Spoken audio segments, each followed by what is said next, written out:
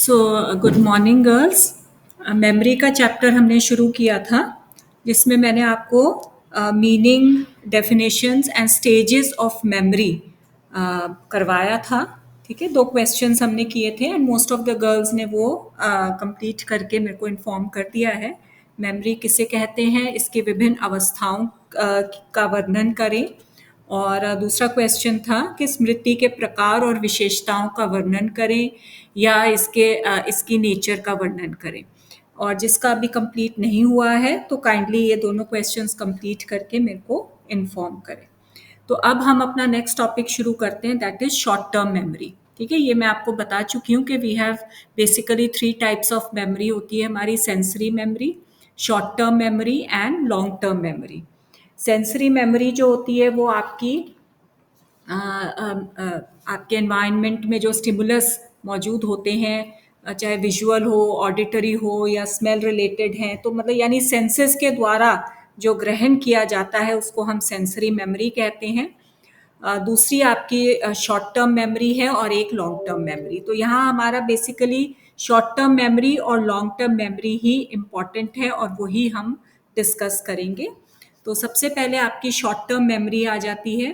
ठीक है, short term memory क्या होती है, यानी इसका मीनिंग क्या है और कैरेक्टरिस्टिक्स क्या होते हैं, and stages of short term memory क्या है, and what are the different methods to study short term memory, and finally short term memory से फॉरगेटिंग कैसे होती है। ठीक है, भूलना जिसको कहते हैं वो किस तरीके से होता है। ठीक है, तो आज के इस वीडियो में हम शॉर्ट टर्म मेमोरी को डिस्कस करेंगे। तो जब हमने स्मृति के बारे में जब पढ़ा था, ठीक है, शुरू में जब मैंने स्मृति के नेचर या उसके अर्थ के बारे में आपको बताया था, तो हमने उसके वेरियस फेजेस के बारे में पढ़ा है कि डिफरेंट फेजेस क्या होते हैं। तो 4 फेजेस के बारे में आपको बताया था: लर्निंग, धारण या रिटेंशन, रिकॉल एंड रिकग्निशन। ये 4 फेजेस होते हैं स्मृति के, जिसमें कि जो सेकेंड फेज है रिटेंशन का, यानी कि जो धारण का जो फेज होता है, तो उसमें वो आपकी 2 प्रकार की होती है जो धारण होती है, शॉर्ट टर्म और लॉन्ग टर्म। ठीक है, तो यहाँ पर जो धारण या रिटेंशन वाला जो फेज होता है उसमें ये 2 प्रकार की मेमोरीज होती हैं, short term memory and long term memory. तो अब हम सबसे पहले शॉर्ट टर्म मेमोरी पढ़ेंगे। तो जैसे कि नाम से ही स्पष्ट हो रहा है, ये ऐसी मेमोरी होती है जो बहुत ही कम समय के लिए रहती है और बहुत ही जल्दी वीक या दुर्बल होने लगती है। यानी इसका जो बेसिकली जो स्थायीपन जो होता है वो 30 सेकंड से 1 मिनट तक का माना गया है, अकॉर्डिंग टू डिफरेंट रिसर्चेस जो डिफरेंट साइकोलॉजिस्ट ने रिसर्च करी है। ठीक है, तो यानी कि अगर हम ये कहें कि अधिगम या लर्निंग के कुछ ही मिनट के बाद अगर हम धारण का टेस्ट लें, रिटेंशन का अगर टेस्ट लें, तो कितना कितना हमें याद रहता है या कितना हम रिकॉल करते हैं, इस मात्रा को हम शॉर्ट टर्म मेमोरी या अल्पकालिक स्मृति कहते हैं। तो इस प्रकार से जब अधिगम को कुछ घंटों के बाद या कुछ दिनों के बाद अगर हम उसका टेस्ट लें, तो जो हमारी जो धारण की मात्रा होगी वो LTM कहा जाता है। ठीक है, तो यानी कि STM जो है वो बहुत ही लिमिटेड आइटम्स जो आपकी मेमोरी में रिटेन होते हैं, और अधिगम के तुरंत बाद रिटेंशन का टेस्ट अगर ले लिया जाए तो हमें STM की मात्रा का पता चलता है।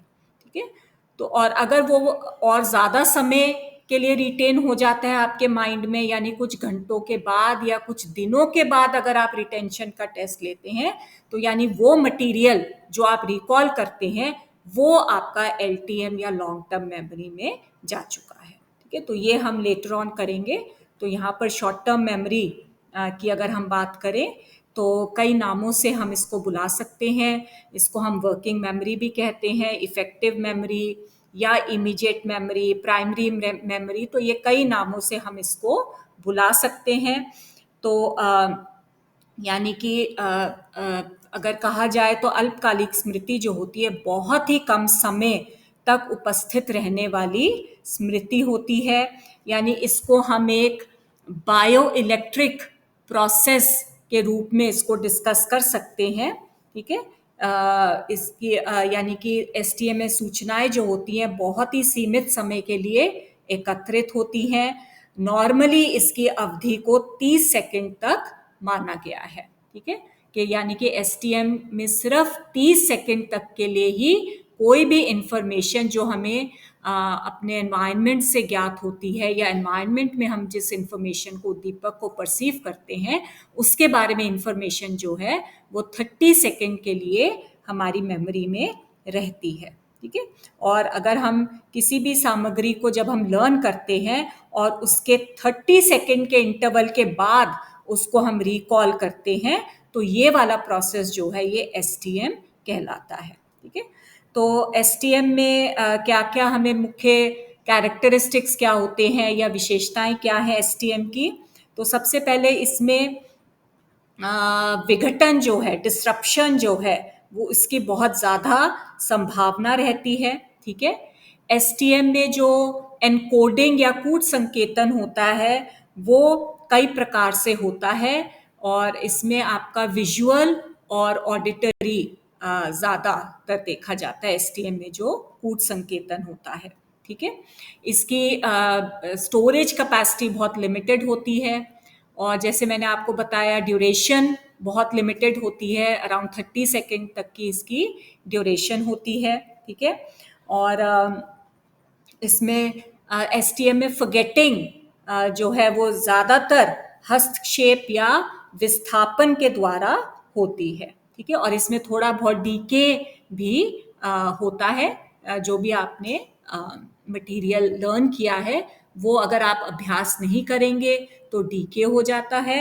और इसके अलावा हस्तक्षेप या इंटरफियरेंस यानी कि कोई दूसरा मटेरियल आपने मीन टाइम याद कर लिया तो वो आपका पहला मटेरियल जो है वो फॉरगेट हो जाता है। एंड इसके अलावा विस्थापन। ठीक है, तो ये आपके कुछ फॉरगेटिंग के रीजंस हैं जो एसटीएम से हो सकते हैं। ठीक है, तो अल्पकालिक स्मृति को हालांकि हमने कहा है कि इसका एक और नाम हम तात्कालिक स्मृति भी रख सकते हैं या ले सकते हैं, परंतु थोड़ा सा इन दोनों में फर्क है। ठीक है, तत्कालिक स्मृति जो है वो थोड़ी सी सीमित क्षेत्र होता है इसका, यानी कि एसटीएम या शॉर्ट टर्म मेमोरी का क्षेत्र जो है वो ज़्यादा विस्तृत होता है।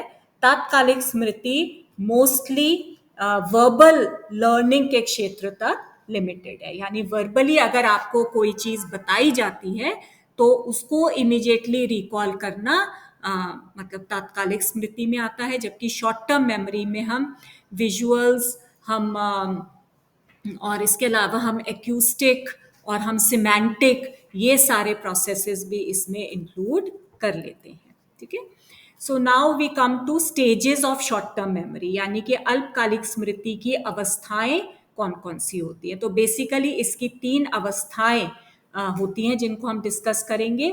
सबसे पहली अवस्था है एनकोडिंग यानी कि कूट संकेतन। तो सूचनाओं को कैसे कूट संकेतित किया जाता है, तो उसके लिए ज़रूरी होता है कि हमारे जो एनवायरनमेंट में जो उद्दीपक प्रस्तुत होते हैं हमें अपनी कॉन्शियसनेस को उसके ऊपर केंद्रित करना पड़ता है। यानी बहुत सारे उद्दीपक आपके सामने प्रस्तुत होते हैं एनवायरनमेंट में, किसके ऊपर आप अपनी चेतना को या अपने जो आपके सेंस ऑर्गन्स हैं उनको केंद्रित करोगे, इसके ऊपर डिपेंड करता है कि आप कौन से आइटम को या कौन से मटेरियल को कूट संकेतित करते हो या एनकोड करते हो।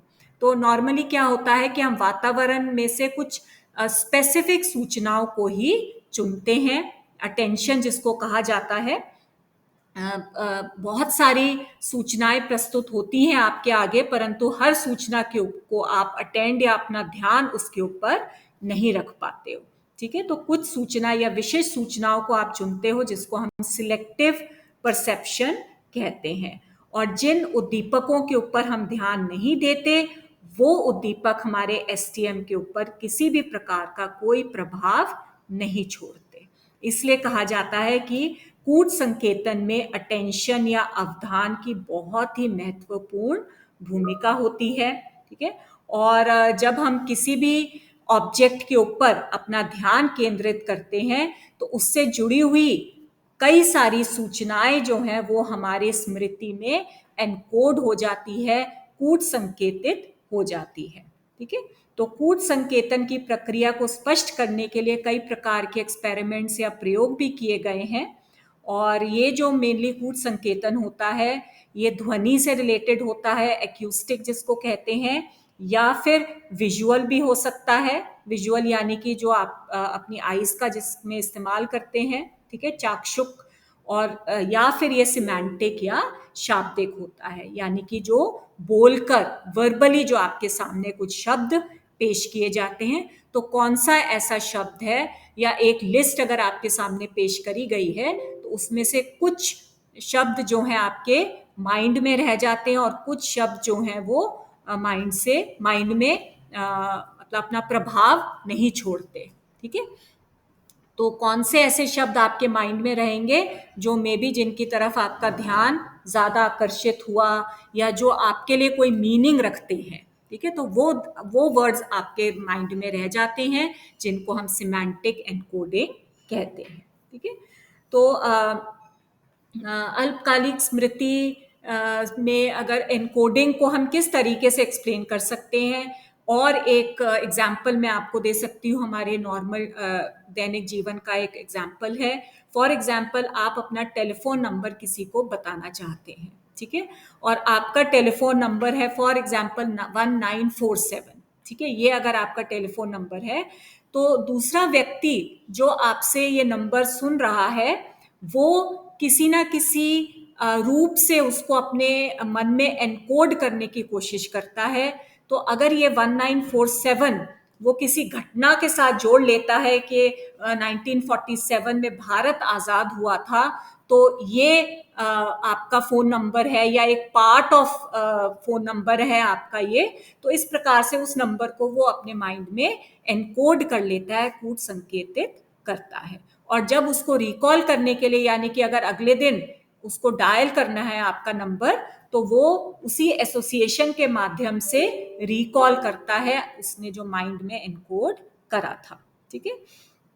तो स्टडी से ये पता चला है कि अल्पकालिक स्मृति में श्रवणात्मक या एकूस्टिक जो एनकोडिंग होती है वो काफी ज्यादा होती है, या उसका भंडार जो है अधिक होता है।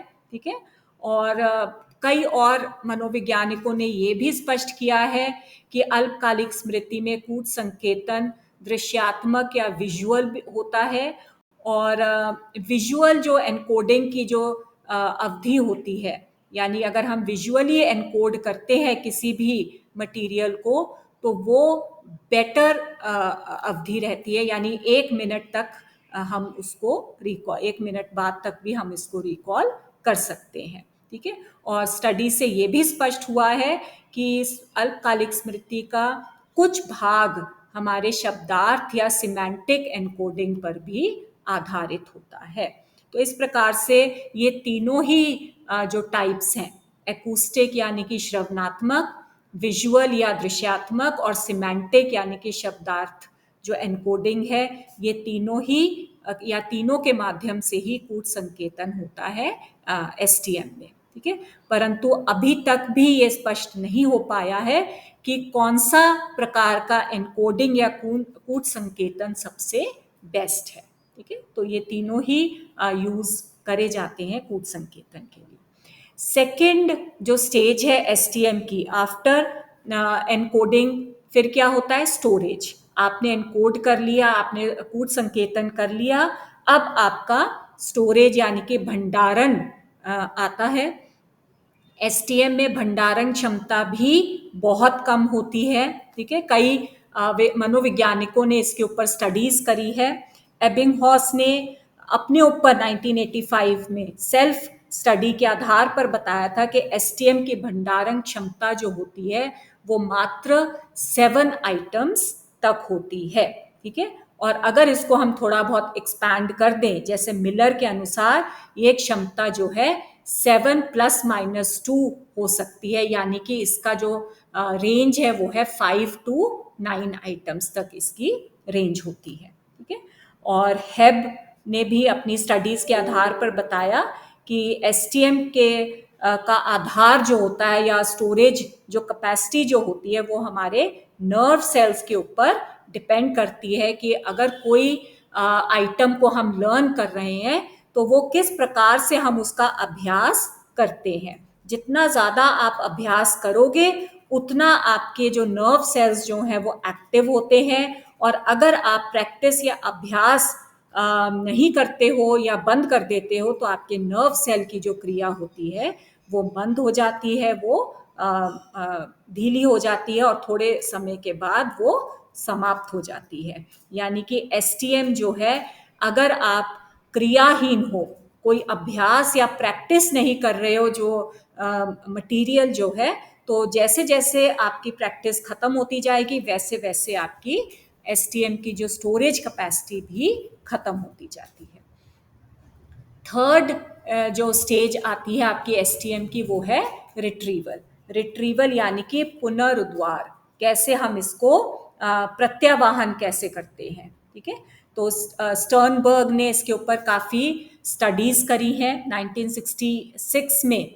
तो उन्होंने यही बताया है कि एसटीएम में रिट्रीवल के लिए छानबीन या खोज, ये दो तरीकों से हम रिट्रीवल कर सकते हैं, छानबीन मेथड या प्रोब मेथड। ये आगे जब हम स्टडी मेथड्स करेंगे शॉर्ट टर्म मेमोरी के, तो ये दोनों मेथड्स ही बहुत इंपॉर्टेंट हैं, छानबीन और प्रोब मेथड, ठीक है। तो इन दो तरीकों से हम अपनी मेमोरी में जो हमने शॉर्ट टर्म मेमोरी में जो एनकोडिंग करके और स्टोर किया हुआ है जो मटेरियल, उसको हम रिट्रीव कर सकते हैं, ठीक है।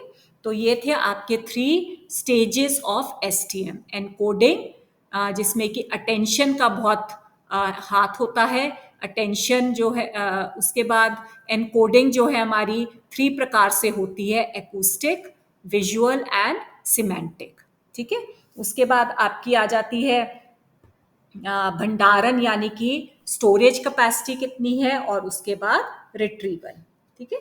तो ये आपकी 3 स्टेजेस ऑफ मेमोरी है। उसके बाद आपका आ जाता है नेक्स्ट आपका आ जाता है methods to study short term memory, ठीक है। कौन कौन सी ऐसी अध्ययन विधियां हैं जिसके द्वारा हम शॉर्ट टर्म मेमोरी को स्टडी कर सकते हैं। तो इसमें बेसिकली आपकी 2 प्रकार की विधियां होती हैं, डिस्ट्रैक्शन विधि और प्रोब विधि। इन दोनों को हम थोड़ा डिटेल में डिस्कस करेंगे। मर्डॉक ने 1967 में ये 2 मेथड्स बताए थे। उसके अलावा और भी कई आपके साइकोलॉजिस्ट आए जिन्होंने अपने एक्सपेरिमेंट्स करे थे और मर्डॉक को हेल्प भी किया था उन्होंने। तो ये 2 टेक्निक से हमारी डिस्ट्रैक्टर या डिस्ट्रैक्शन टेक्निक भी कहते हैं, यानी उचाट प्रविधि, और दूसरी है आपकी छानबीन प्रविधि या प्रोब टेक्निक। तो डिस्ट्रैक्टर, विकर्षक या उचाट प्रविधि जो है बेसिकली ब्रिटिश मनोवैज्ञानिक जॉन ब्राउन के द्वारा प्रतिपादित की गई थी 1959 में, ठीक है। और इसमें उनका साथ दिया था 2 अमेरिकन मनोवैज्ञानिकों ने, पीटरसन एंड पीटरसन, ये दोनों एक ही नाम है, पीटरसन एंड पीटरसन। 1958 में इन्होंने 1959, 1958 में इन्होंने भी स्टडीज करी थी डिस्ट्रैक्शन टेक्निक के ऊपर। इसलिए इस प्रविधि को हम ब्राउन पीटरसन प्रविधि के नाम से भी जान सकते हैं। तो इसमें प्रविधि में क्या होता है, किस तरीके से डिस्ट्रैक्शन टेक्निक के द्वारा हम एसटीएम को स्टडी करते हैं। तो इसमें बेसिकली हम निरर्थक शब्दों की एक सूची लेते हैं। निरर्थक शब्द ऐसे होते हैं जो कि जिनका कोई मीनिंग नहीं है, मोस्टली ये ट्राइग्राम्स होते हैं, यानी कि 3 लेटर्स के ये निरर्थक या मीनिंगलेस वर्ड्स बनाए जाते हैं, ठीक है।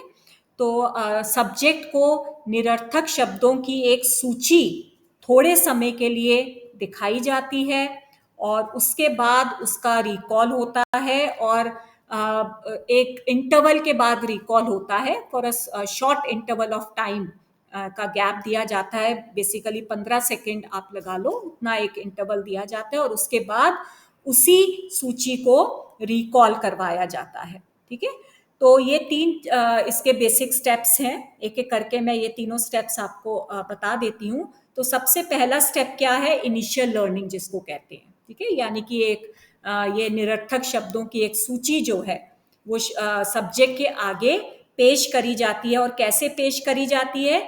एक एक करके, एक एक सेकंड का समय देकर ये ट्राइग्राम जो है एक्सपेरिमेंटर जो सब्जेक्ट के आगे उसको बोलता जाता है। ठीक है, तो ये आपको बोल बोलकर सब्जेक्ट के समक्ष ये सूची पेश करी जाती है, जिसको हम इनिशियल लर्निंग कहते हैं। उसके बाद इस प्रोसेस में आपका दूसरा स्टेप आता है। ठीक है, जिसमें कि ये एक गैप दिया जाता है, परंतु इस गैप में सब्जेक्ट को एक एक्टिविटी करने को दी जाती है। और क्या है वो एक्टिविटी? कोई भी आप नंबर सब्जेक्ट के आगे पेश कर देते हो। 15 सेकेंड का हमने ये गैप दिया है, तो इन 15 सेकेंड में आपने कोई सपोज 200 ये वर्ड, ये नंबर जो है हमने सब्जेक्ट के बोला।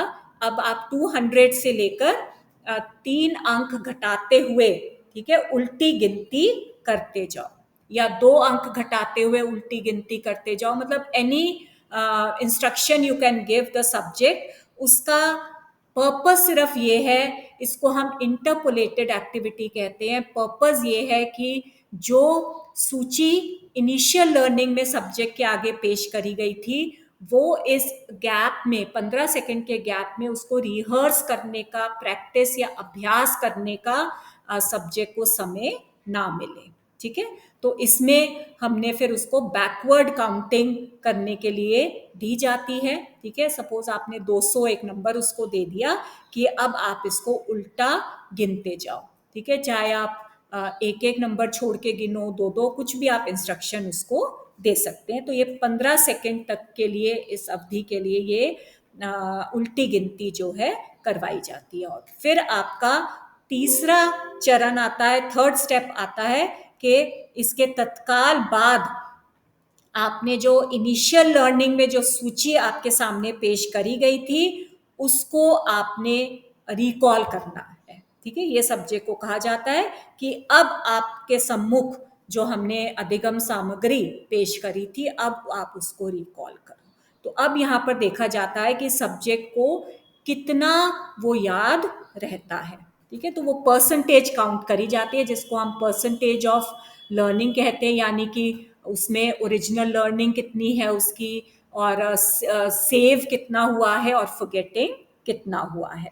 ठीक है, तो इस तरीके से ये प्रविधि करी जाती है, डिस्ट्रैक्शन टेक्निक। इसकी प्रमुख विशेषता ये है कि जो हमने प्रारंभिक जो लर्निंग करवाई थी, वो सिर्फ एक बार करवाई जाती है। यानी कि जो हमने ट्राइग्राम्स की लिस्ट जो है, निरर्थक शब्दों की जो लिस्ट या सूची सब्जेक्ट के आगे पढ़ी है, वो एक ही बार पढ़ी जाती है। और उसके बाद उसको बीच में 15 सेकेंड का गैप दिया जाता है, जिसमें कि इंटरपोलेटेड एक्टिविटी करवाई जाती है। एक बैकवर्ड काउंटिंग का टास्क उसको दे दिया जाता है।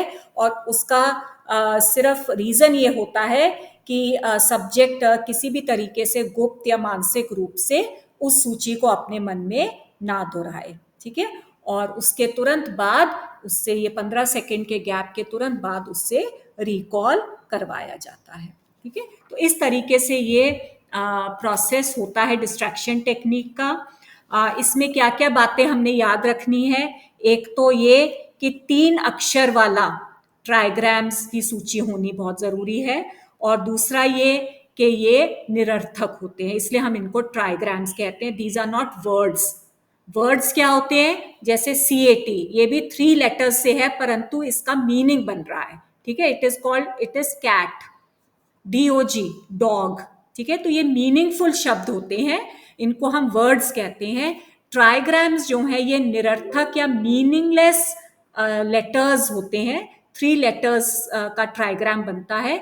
मीनिंगलेस का मतलब क्या है, यहाँ पर अगर मैं आपको एग्जाम्पल दूं तो suppose RLG, this is a trigram, it has no meaning, यानी आप इसको एसोसिएट नहीं कर सकते, इसको जोड़ नहीं सकते। ठीक है, तो इस प्रकार की सूची बनाई जाती है। RLG बना दिया आपने, फिर आपने बना दिया RKS।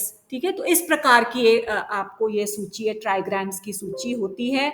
दूसरा इंपॉर्टेंट चीज यहाँ पर नोट करने वाली है इस टेक्निक में, कि अक्षर जो या ये जो सूची सब्जेक्ट के आगे पेश होती है ये वर्बल होती है, व्यंजन जिसको कहते हैं ये, यानी कि बोल बोलकर सब्जेक्ट के समक्ष पेश करी जाती है, और एक एक सेकंड के अंतर से आपको ये अक्षर जो है ये बोलकर प्रस्तुत करने हैं। ठीक है, और उसके बाद फिर तुरंत बाद आपने एक अंतराल या इंटरवल जो सब्जेक्ट को दिया है उसमें आप एक संख्या सब्जेक्ट के समक्ष बोलते हो और कहते हो कि अब इसको उल्टा गिनती करनी प्रारंभ करो। ठीक है, और ये अराउंड 15 सेकेंड का आपने ये इंटरवल दिया है, और इसके तुरंत बाद जो हमने त्रिपद या ट्राइग्राम्स की जो सूची सब्जेक्ट के आगे पेश करी थी वो उससे पुनः स्मरण या रिकॉल करवाई जाती है।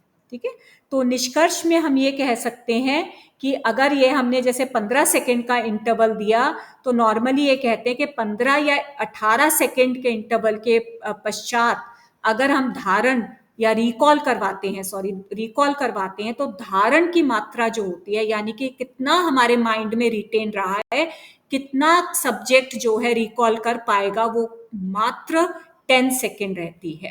ठीक है, या सॉरी 10% रह जाती है, यानी कि बहुत ही कम। अगर आपने 10 ट्राइग्राम्स की सूची सब्जेक्ट के आगे पेश करी है तो उसमें से सिर्फ वो 1 या 2 ट्राइग्राम्स ही रिकॉल कर पाएगा, बाकी के जो 8 या 9 ट्राइग्राम्स हैं ही विल फॉरगेट। तो ये इसलिए हम कहते हैं कि, या ये कहा जाता है कि जो रिटेंशन जो होती है एसटीएम में वो 15 टू 18 सेकेंड्स के अराउंड होती है। ठीक है, सेकेंड जो टेक्निक इस्तेमाल की जाती है एसटीएम को स्टडी करने के लिए उसको हम प्रोब टेक्निक कहते हैं, यानी कि इस हिंदी में छानबीन प्रविधि है। ठीक है, तो इस प्रविधि के माध्यम से भी एसटीएम की जो अवधि है उसको पता लगाने का प्रयास किया जाता है, या कितनी देर तक या किस तरीके से एसटीएम में या शॉर्ट टर्म मेमोरी में जो लर्निंग मटेरियल है वो अंकित रहता है, तो ये पता लगाने की कोशिश करी जाती है। तो इसमें क्या होता है, इसमें भी उसी प्रकार से जैसे डिस्ट्रैक्शन में हमने एक शब्दों की सूची सब्जेक्ट के आगे पेश करी थी, उसी प्रकार से प्रोब टेक्निक में भी किया जाता है। फर्क सिर्फ इतना है कि ये जो हम शब्द जो सब्जेक्ट के आगे प्रस्तुत करते हैं वो बेसिकली मीनिंगफुल होते हैं। ठीक है, यानी कि उनका अर्थ होता है या फिर कुछ एसोसिएशंस भी होते हैं। ठीक है, यानी कि 2 वर्ड्स मिलकर इसमें एक के साथ मतलब आप एसोसिएट कर सकते हो। ठीक है, फॉर एग्जाम्पल क्लाउड ब्लैक, यानी या क्लाउड रेन। ठीक है, ट्री ग्रीन, ये एसोसिएशंस कहते हैं। तो इस प्रकार के भी एक लिस्ट जो है हम सब्जेक्ट के आगे प्रस्तुत कर सकते हैं। तो इसमें क्या होता है कि आपने, या फिर आप नंबर्स भी प्रस्तुत कर सकते हो। ठीक है, अब इसमें हम किस प्रकार से सब्जेक्ट, ये जो प्रोब टेक्निक है ये भी पीटरसन एंड पीटरसन के साथ मर्डॉक ने, कैपल ने के द्वारा प्रस्तुत करी गई थी। तो इसमें अगर हम सपोज डिजिट्स की लिस्ट प्रस्तुत कर रहे हैं सब्जेक्ट के आगे, तो एक एक करके आपने कोई इंस्ट्रक्शंस नहीं दिए हैं, आप सब्जेक्ट को सिर्फ ये कहते हो कि मैं आपके सामने एक लिस्ट ऑफ डिजिट्स प्रस्तुत करने जा रहा हूं और आप उसको ध्यान से सुने। ठीक है, और किसी भी वक्त मैं वहां पर रोककर आपसे रिकॉल करवा सकता हूं या करवा सकती हूं उन डिजिट्स को। ठीक है, तो इस प्रकार की आपने इंस्ट्रक्शंस दे दी, फिर आप लिस्ट दे रहे हैं सब्जेक्ट को, आपने 2 6 1 7 3 9 4 8 5। ठीक है, ये आपने बोला, रिटेंशन टाइम बीच में ही आ रहा है इसमें। ठीक है, और रिटेंशन टाइम क्या है, इसमें आप अचानक से उसको एक क्यू दे देते हो प्रोब का, यानी कि आप बोलते हो 7। ठीक है, अब उसको क्या करना है, 7 के बाद जितने भी डिजिट्स आपने बोले हैं वो उसको रिकॉल करने हैं। ये था प्रोब। ठीक है, छानबीन। इसमें क्या है, कहीं पर भी आप कभी भी रोककर कोई भी एक क्यू देकर आप सब्जेक्ट से उसके बाद वाले जो भी नंबर्स हैं या बाद वाले जो भी शब्द हैं वो उसको दोहराने के लिए आपको बोलने होंगे। ठीक है, तो ये इसमें कि अगर सब्जेक्ट ध्यान से आपकी सुन नहीं रहा है, लिस्ट को सुन नहीं रहा है, तो वो उस क्यू जो आपने दिया है, क्यू यानी कि जो 7 यहाँ पर हमने क्यू दिया, या हम 3 दे सकते हैं, 6 दे सकते हैं, कुछ भी आपने उसको संकेत देना है कि अब आप इस संकेत या इस डिजिट के बाद वाले शब्दों को या बाद वाले डिजिट्स को मेरे आगे रिकॉल करो या मेरे आगे दोहराओ। ठीक है, तो इस प्रकार से ये प्रोब टेक्निक जो है वो करी जाती है। ठीक है, तो ये काफी सिंपल सी टेक्निक है, कोई बहुत ज्यादा इसमें मुश्किल काम नहीं है। इसमें आपने यानी कि फर्क सिर्फ दोनों में इतना है कि इसमें डिस्ट्रैक्शन टेक्निक में आपने जो भी इंटरपोलेटेड एक्टिविटी जो आप दे रहे हो, इंटरवल यानी कि रिटेंशन टाइम जो है आपका, उसमें आप कुछ ऐसा कार्य दे रहे हो जो आपकी लर्निंग से बिल्कुल अलग है ना। यहाँ पर आपने लिस्ट ऑफ ट्राइग्राम्स लर्न करवाए और इंटरपोलेटेड एक्टिविटी या गैप में आपने बैकवर्ड काउंटिंग करवाई, तो ये बिल्कुल अलग टास्क है, दोनों टास्क बिल्कुल अलग है। प्रोब टेक्निक में क्या होता है, आपने लिस्ट ऑफ डिजिट्स दे रहे हो, रिटेंशन टाइम जो है यानी कि इसमें कोई अलग से आप रिटेंशन टाइम नहीं दे रहे हो, इसमें आपने लिस्ट के बीच में ही एक संकेत या एक क्यू जो है आप सब्जेक्ट को दे देते हो। सब्जेक्ट को ये नहीं पता कि ये क्यू मुझे कब मिल जाएगा और क्या क्यू मिलेगा और कौन से उसके बाद वाले कौन से डिजिट्स मुझे रिकॉल करने होंगे। ठीक है, तो इसमें फिर आपने संकेत दे दिया, कोई भी आप संकेत दे दिया लिस्ट के बीच में, और फिर आप उसको बोलते हो कि अब इस संकेत के बाद वाले डिजिट्स जो हैं वो मुझे रिकॉल करके बताओ। ठीक है, तो इस प्रकार से ये प्रोब टेक्निक जो है वो की जाती है। परंतु नॉर्मली ये देखा गया है कि जो आपकी डिस्ट्रैक्शन टेक्निक है वो ज्यादा योग्य मानी गई है इस छानबीन या प्रोब विधि के कंपैरिजन में। ठीक है, तो ये आपकी दो मेजर स्टडी मेथड्स हैं एसटीएम के। उसके बाद हम आ जाते हैं, हमारा नेक्स्ट एसटीएम में जो नेक्स्ट सब टॉपिक है वो है फॉरगेटिंग, यानी कि लघुकालीन या अल्पकालिक स्मृति में विस्मरण किस प्रकार से होता है या फॉरगेटिंग किस प्रकार से होती है। ठीक है, तो 3 बेसिक प्रक्रमों का इसमें इस्तेमाल किया जाता है या स्टडी किया जाता है कि 3 प्रक्रमों के माध्यम से फॉरगेटिंग होती है एसटीएम में। इसमें है आपका डीके, पहला मेथड है आपका डीके, दूसरा मेथड है आपका इंटरफियरेंस और तीसरा मेथड है आपका डिस्प्लेसमेंट। ठीक है, यानी कि विस्थापन।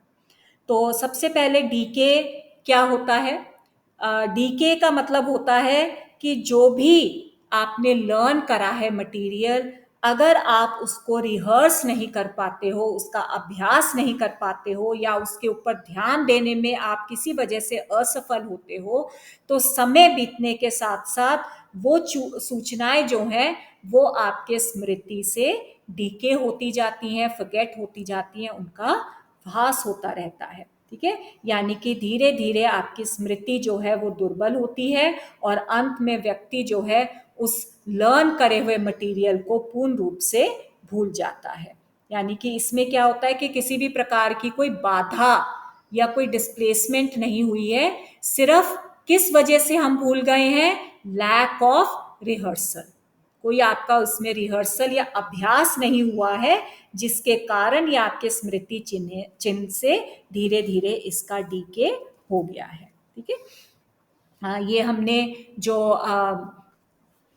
आपने इसमें जो स्टडी मेथड में हमने डिस्ट्रैक्शन टेक्निक किया था, वो इसका एक अच्छा एग्जाम्पल है डिस्ट्रैक्शन। यानी कि हमने जब मटेरियल लर्न करवाया सब्जेक्ट से और उसके बाद उसको एक टाइम इंटरवल दिया जिसमें कि वो प्रैक्टिस या रिहर्स नहीं कर पाया उस मटेरियल का, तो उसके बाद जब उससे रिकॉल करवाया गया वो मटेरियल, तो वो उसमें काफी ज्यादा डीके देखा गया। ठीक है, तो ये इसका हम एक एग्जाम्पल, जो पीटरसन एंड पीटरसन का भी हमने एक्सपेरिमेंट किया था, वो इसमें हम एग्जाम्पल बहुत अच्छे से दे सकते हैं। तो डीके जो है यानी कि उन्होंने हमें 15 से 18 सेकंड में बताया है कि अब 15 से 18 सेकंड में हमारा डीके हो जाता है। सेकंड जो आपका मेथड है जिससे हम फॉरगेटिंग कर सकते हैं एसटीएम में, वो है आपका इंटरफियरेंस मेथड या बाधा प्रक्रम भी कहते हैं इसको। ठीक है, बाधा का मतलब क्या होता है, जैसे डीके में क्या है कि समय बीतने के साथ साथ चिन्ह जो है, स्मृति चिन्ह डीके हो जाते हैं, बिकॉज आप उनको रिहर्स नहीं कर पाए हो, उसका अभ्यास नहीं कर पाए हो। परंतु बहुत से मनोवैज्ञानिक इसको सत्य नहीं मानते हैं। उनका क्या मानना है कि जब इंटरफियरेंस होती है, दो प्रकार की इंटरफियरेंस हो सकती है, प्रोएक्टिव और रिट्रोएक्टिव, अग्रोन्मुख और पृष्ठोन्मुख। ये दो विधियों के द्वारा हमारे अंदर इंटरफियरेंस या बाधा उत्पन्न हो सकती है। प्रोएक्टिव क्या होता है कि जब दो एक जैसे मटेरियल या दो एक जैसी सूचियां हम सब्जेक्ट को लर्न करने के लिए देते हैं, तो पहली जब सूची हम लर्न करते हैं वो हमें अच्छे से याद हो जाती है, परंतु जब दूसरी सूची आपको लर्न करने के लिए दी जाती है तो पहली वाली सूची इंटरफियर करती है। ठीक है, इसको हम प्रोएक्टिव इंटरफियरेंस कहते हैं। और रिट्रोएक्टिव इंटरफियरेंस क्या है, पृष्ठोन्मुख, जिसमें कि वही आपको दो सूचियां अधिगम करने के लिए दी जाती हैं, दो अधिगम करने के लिए सामग्रियां दी जाती हैं, परंतु इसमें पहली सामग्री आपने लर्न करी, फिर आपने दूसरी सूची लर्न करी, उससे दूसरी सूची लर्न करने के साथ क्या होता है, पहली लर्न करी हुई सूची जो है वो फॉरगेट हो जाती है। ठीक है, यानी कि ये रिट्रोएक्टिव इंटरफियरेंस कहा जाता है। तो इस प्रकार से भी ये इंटरफियरेंस के माध्यम से भी फॉरगेटिंग होती है हमारे एसटीएम में। ठीक है, फिर आपका थर्ड मेथड क्या है या थर्ड रीजन क्या है फॉरगेटिंग का, वो है डिस्प्लेसमेंट। डिस्प्लेसमेंट यानी इसको हम विस्थापन भी कहते हैं। इसमें क्या होता है, क्योंकि एसटीएम में स्टोरेज कैपेसिटी बहुत लिमिटेड है, ये हम ऑलरेडी मैं आपको बता चुकी हूँ, 5 to 9 मैक्सिमम मटेरियल जो है स्टोर हो पाता है हमारे एसटीएम में। तो उससे क्या है कि जब ऑलरेडी आपकी कैपेसिटी फुल हो गई, यानी 9 मटेरियल तक आपके एसटीएम में स्टोर हो गया है, तो अगर जब आप 10th मटेरियल आप लर्न कर रहे हो, तो उससे जो पहला फर्स्ट जो मटेरियल होता है, फर्स्ट याद किया हुआ, वो विस्थापित हो जाता है, वो आपकी मेमोरी से हट जाता है और 10th मटेरियल उसकी जगह ले लेता है। ठीक है, फिर उसके बाद 11th मटेरियल आता है, सामग्री आती है लर्न करने वाली, तो पहला जो मटेरियल है, यानी कि जो ओरिजिनल लिस्ट में दूसरा था बट फिर वो पहला बन गया, वो विस्थापित हो जाता है। तो इस प्रकार से आपका ये विस्थापन वाली जो प्रक्रिया है ये चलती रहती है। ठीक है, तो इसका एक और मैं आपको एग्जाम्पल दूं, अगर फॉर एग्जाम्पल अभी आपकी स्टोरेज कैपेसिटी बिल्कुल मेमोरी की बिल्कुल खाली है, उसमें एक नेम आप लर्न करते हो, रामू। ठीक है, रामू आपने नेम याद कर लिया, जिसको हम नंबर 1 मटेरियल कहते हैं। फिर आपने एक और नेम याद किया है, सुरेश। ठीक है, रामू, जब आपका सुरेश याद हो गया तो रामू नंबर 2 पे चला गया, सुरेश नंबर 1 पे आ गया। ठीक है, फिर आपका आपने याद किया कृष्ण, तो ऐसे ऐसे आपका रामू जो है और नीचे चला गया, फिर सुरेश आ गया, कृष्ण आ गया।